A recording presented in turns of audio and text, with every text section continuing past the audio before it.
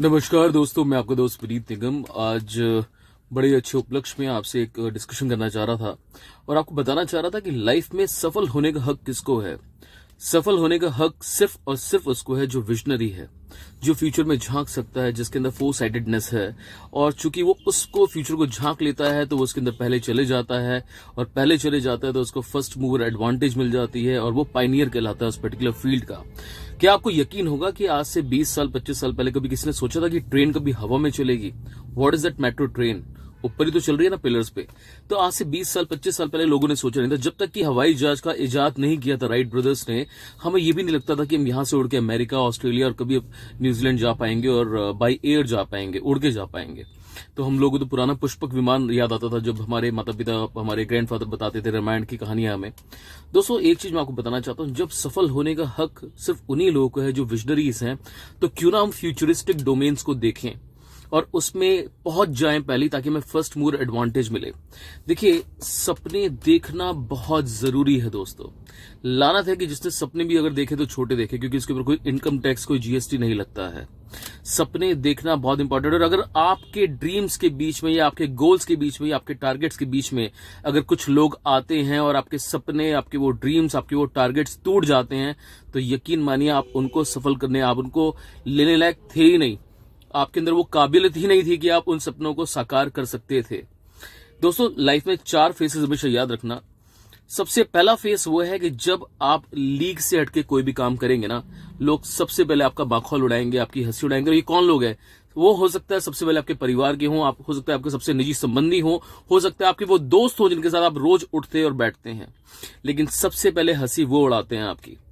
और 100 में से 90% लोग ना वहीं उस सिस्टम को त्याग देते हैं, क्योंकि उनको लगता है कि यार ये तो कल तक मेरे साथ बैठा हुआ था, ये मेरे मम्मी, ये मेरे पापा, ये मेरा भाई, ये मेरी बहन, और यही मेरे ऊपर हंस रहे हैं आज।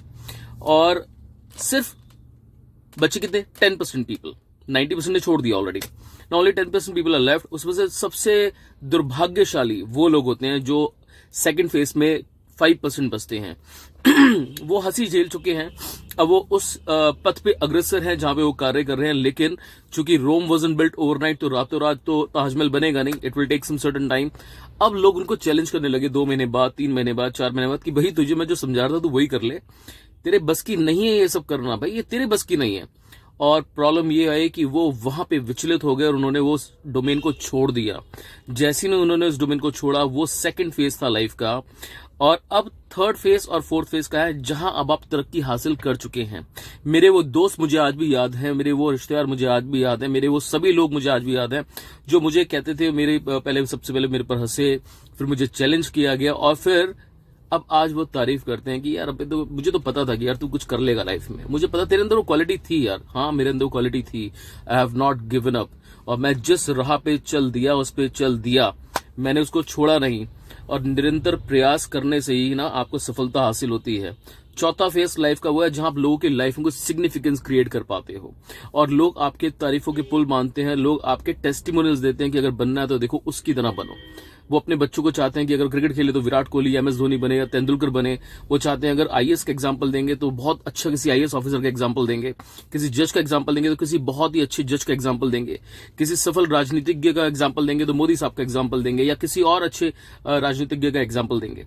लेकिन वो ये भूल जाते हैं कि उन्होंने मिसाल अपनी क्रिएट करी है, वो मिसाल बने हैं, उन्होंने मिसालें दी नहीं हैं। शाहरुख खान, अगर आज लोग उसको टीवी पे देखते हैं, या ऋतिक रोशन को देखते हैं, या टॉम क्रूज को देखते हैं, तो वो खुद बैठ के टीवी नहीं देख रहा है, वो काम कर रहा है। He is working working and working.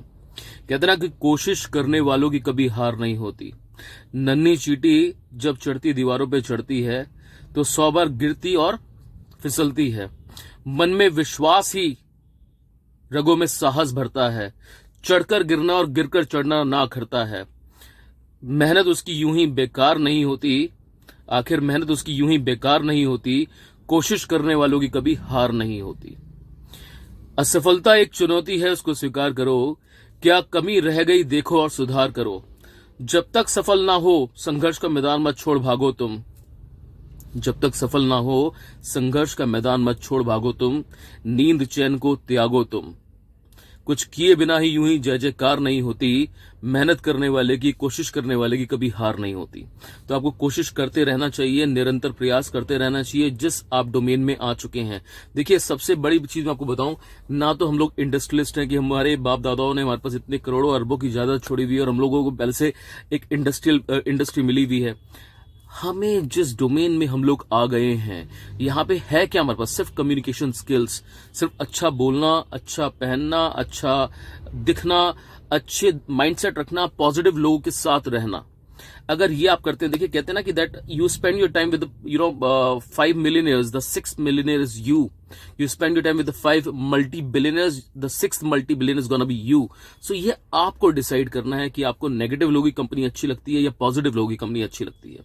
क्या आप उन लोगों के साथ बैठना चाहते हैं जो ये ड्रीम करते हैं कि यार इस साल मुझे रोल्स रॉयस परचेज करनी है या बेंटले परचेज करनी है या S class Mercedes Benz purchase करनी है, या आप उन लोगों के साथ बैठ रहे हैं कि यार इस साल तो साल महीने का पैसे ही नहीं आ रहा है, क्या करूं, पता नहीं लगता है कहीं सुसाइड ही ना कर लूं, मुझे लग रहा है कि यार मेरी जिंदगी बिल्कुल खराब चल रही है, मुझे तो लगता है कि सब कुछ खराब मेरे साथ में, आजू बाजू सब खराब है मेरे साथ में और मुझे अपनी जिंदगी नजर ही नहीं है। नहीं, हमें उन लोगों की कंपनी को तुरंत ही त्याग देना है। हमें सिर्फ उन लोगों के साथ रहना है जो पॉजिटिव माइंड फ्रेम के हैं, क्योंकि भगवान ने हर किसी को 2 हाथ 2 पैर और वही एनाटॉमी दी है। जो अंबानी के पास है, जो अडानी के पास है, जो बिल गेट्स के पास है, जो जेफ बेजोस के पास है, जो इलॉन मस्क के पास है, जो मिस्टर मोदी के पास है, जो सब लोगों के पास है, जो भी सफल है आज की डेट में।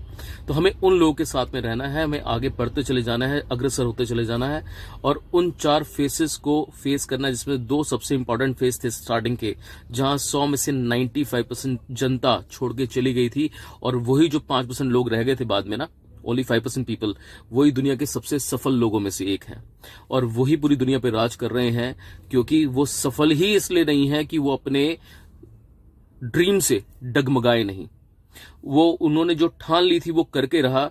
आज मैं आपको कहता हूं कि अगर आज जो डोमेन में आपको दे रहा हूं, जो प्लेटफॉर्म में आपको दे रहा हूं, अगर इस पे आप मेरे साथ सिर्फ 2 साल तन्नीनता से, मेहनत के साथ में, एक ही दिमाग को एकाग्रचित करते हुए, एकदम सामने सोचते हुए, ना दाएं देखना है, ना बाएं देखना है, ना आगे देखना है, ना पीछे देखना है, सिर्फ नाक की सीध में देखते हुए चलते चले जाना है।